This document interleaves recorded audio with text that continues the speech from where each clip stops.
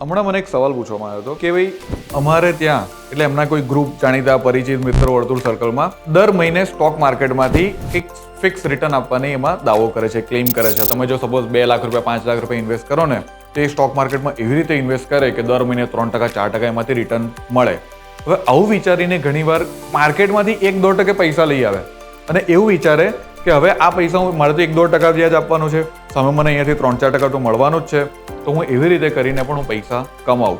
આ એક માનસિકતા અથવા આવું પણ કરનારો એક વર્ગ છે. મારા એંગલથી આ કરવું જરા પણ યોગ્ય નથી. આ અતિશય જોખમી છે, એક્સ્ટ્રીમલી રિસ્કી.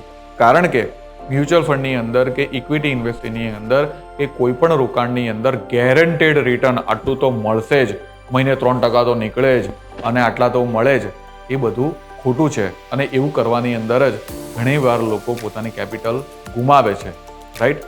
અને એટલે જ ઘણીવાર સેબી છે કે national stock exchange, BSc stock exchange, એના બધા ઘણા અવેરનેસ એલર્ટ્સમાં આવતું હોય છે કે ભાઈ સાવધાન રહો, સતર્ક રહો અને તમે ફિક્સ રિટર્ન કે અમુક ઇરરિયલિસ્ટિક દાવા કે જે ક્લેમ્સ કરે એનાથી તમે બચો.